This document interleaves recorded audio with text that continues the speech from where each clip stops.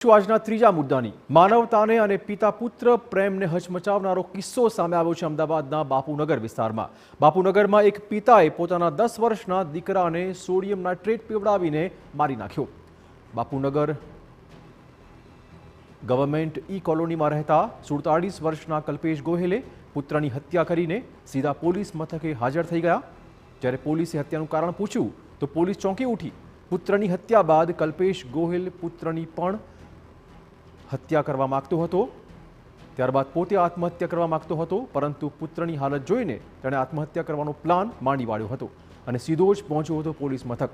કલ્પેશે પોતાના કમ્પ્યુટરમાં 40 પેજની suicide not પણ લખી હતી। આરોપી કલ્પેશે અગાઉ પણ 2 વખત આત્મહત્યા કરવાનો પ્રયત્ન કર્યો હતો।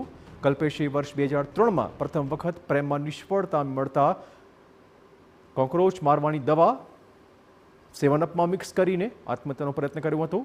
જે બાદ વર્ષ 2005માં પણ કલ્પેશની સગાઈ તૂટવાથી તેણે ગાંધીનગર ખાતે ઝેરી દવા પીધી હતી।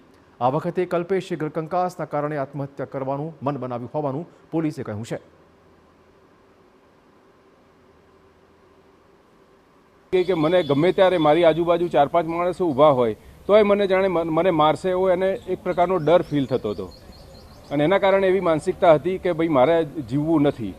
અને એની પોતાની માનસિકતાને કારણે એ કે છેલ્લા 2-2.5 વર્ષથી એવું વિચારવા લાગેલો કે હું તો આવી જિંદગી જીવું છું, પણ મારા બાળકોએ પણ જો એમનામાં પણ એને પોતાના જેવા લક્ષણો દેખાતા હતા, એટલે એણે એવું વિચાર્યું કે મારા બાળકો પણ આ રીતે મોટા થઈને આ રીતે જિંદગી જીવે એના કરતાં હું બાળકો સાથે સુસાઇડ કરીને મરી જાઉં। અને આ રીતે એણે એના દીકરાને એક ઝેર આપી અને મારી નાખેલો છે।